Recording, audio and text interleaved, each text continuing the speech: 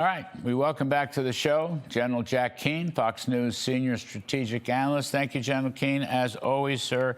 What did you make of, first of all, tell us the significance of the phenomenal rescue mission of that last pilot in the Iranian mountains. What do you think the significance of that was, General Keane? Yeah, well, it's a great point. I mean, obviously, we have the principle that we're going to get our people back, and we're going to risk a lot to get our people back. But what the operation demonstrates, because of the complexity of it, the imagination that was displayed, the flexibility, and also the decision-making by the president, it is really quite remarkable. And it's testimony to who we are. The American military reflects the culture of America itself. You know, we're an open democracy. We have freedom. We're spirited, and we can freedom of expression. And the military operates as a part of that society. So when we apply military operations to the tasks ahead, we come to it with American imagination. We come to it with creativity and flexibility and adaptability. Those characteristics are on display here today, and they're not resident in a lot of militaries, even other Western militaries, not to the degree that it has in America's military.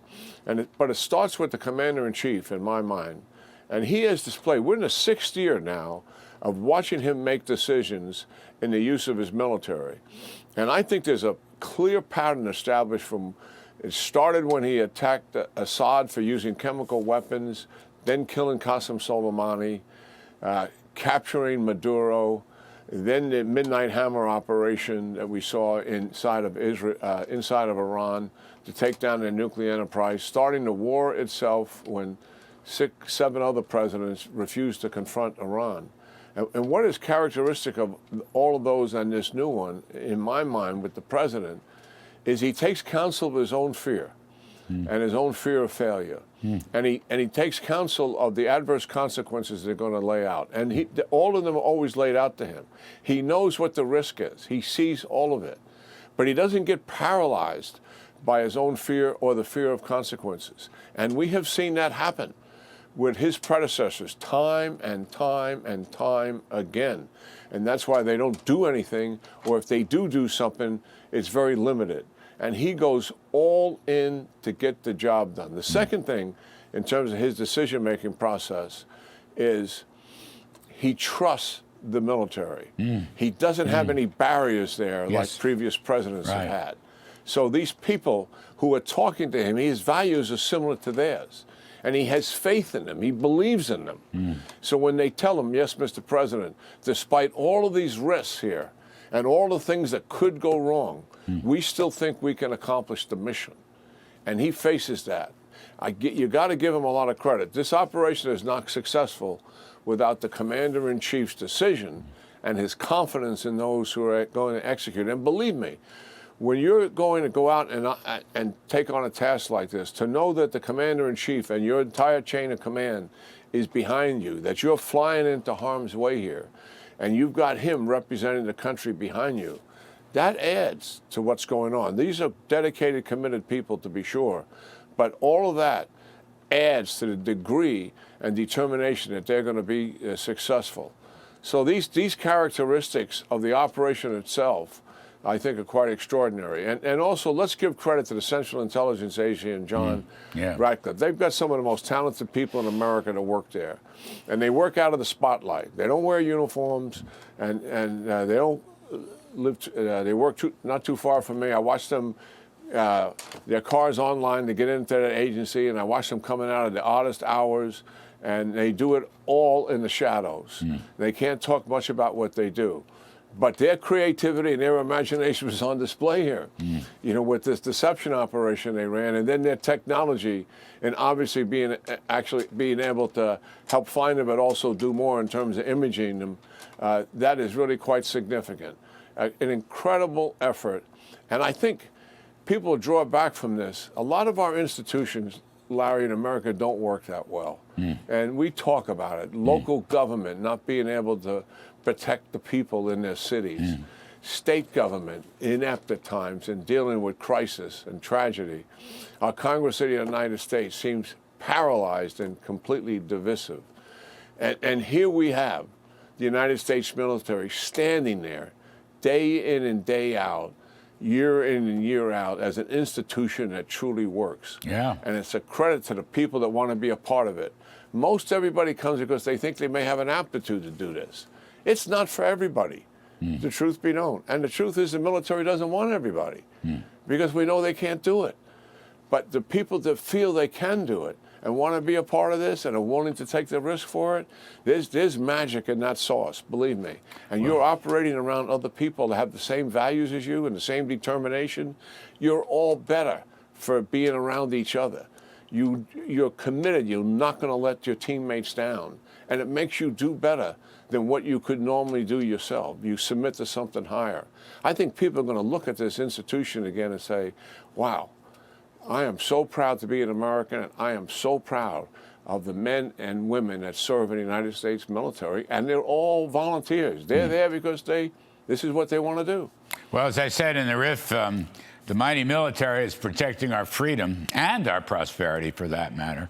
And by the by, I worked with John Ratcliffe in the first term when he was DNI, and he's a very, very capable, smart, tough guy, former prosecutor. I'm not sure people know that. The other thing that, John Keane, I want to review, I mean, no one knows for sure.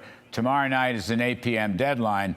I think President Trump, and by the way, I have great confidence in him and great faith in his judgment. I think this deal talk, negotiations, I kind of think they're going through the motions. I think they're putting the resources together, the right chess pieces on the right squares on the board. I think that's really about.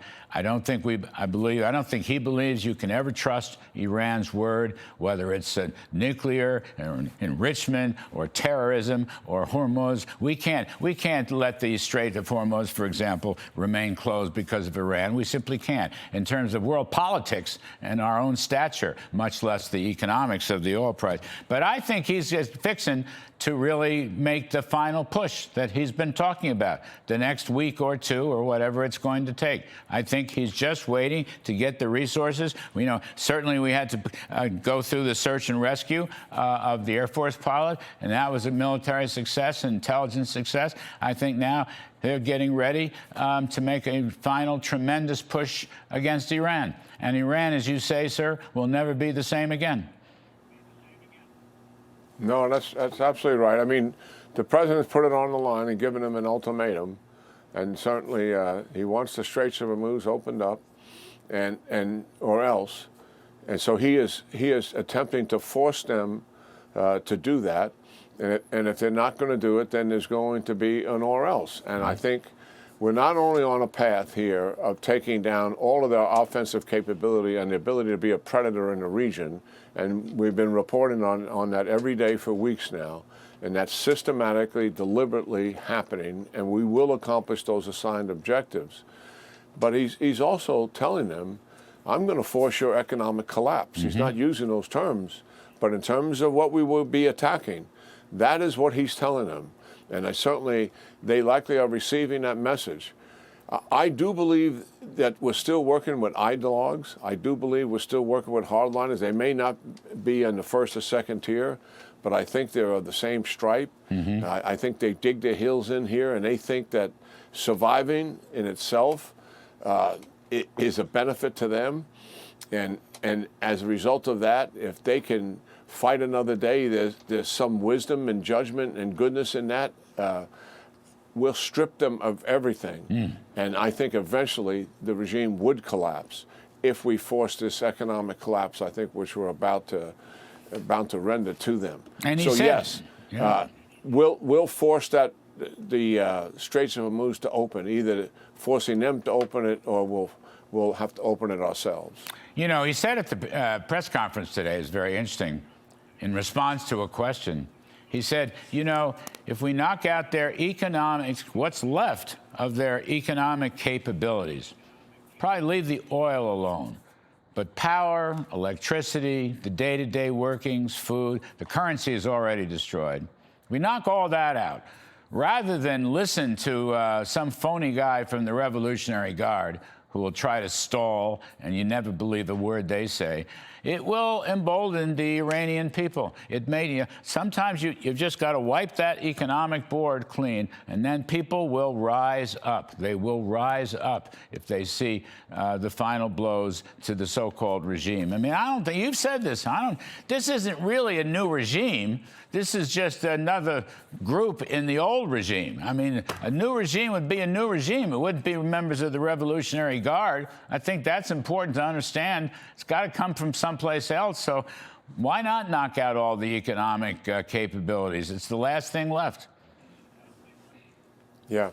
And I think what the president, another decision he has, is what to do about Carg Island. For our viewers, a reminder, that's where 90% of the oil is distributed from. It goes in there in pipelines and goes out in ships. And that is 60% of Iran's revenue and 50% of their budget. But 90% of their oil distribution is right there. The president's decision, destroy it or control it, I think he likely is leading towards controlling it, because then it even gives him considerably more leverage to bend the will of whatever is left in terms of leadership in Iran to his will, similar to what we're doing in Venezuela. Well, we sure have seen, just the last one, it's interesting to me. I mean, we know about the military power, we know about the air power and so forth, but we also just had a phenomenal illustration with respect to the successful search for the Air Force pilot. What the special forces can do, and the SEALs and the special operators. I mean, hundreds of them were involved, as the president mentioned at his presser. They could have all been damaged, injured, killed, who knows? But we've seen how brilliant they are. And so they are all conversing into the Persian Gulf area. It makes me think something very important is going to happen. Well, we've had quite a presence there for some time, Larry, to be frank, and ready for all these kind of contingencies. But what makes these operations, the planning is very important, so complex, is because the military leaders and staff people go through all the what-ifs. What could go wrong from our perspective? Maintenance failures. We saw the two MC-130s landed in a field, and they wouldn't be able to fly out of there. So we had backup airplanes for that. That contingency was thought of. If we're going to lose aircraft, there's aircraft that are going to take their place. If we're going to lose people, there's other people that are going to do the mission. All those contingencies are thought of. What is the enemy going to do? All the things that they can do from the air, from the ground, from a cyber attack, from electronic warfare, every single one of those. And we have contingencies and plans put in place to deal with it. So despite the impediments, despite the obstacles, we will be successful regardless of that. Yep. And that's what makes these operations very complex. Yep. No, I get it. The mightiest military. They're protecting our freedom and our prosperity. General Jack Keane, thank you, sir. As always, we appreciate your updates.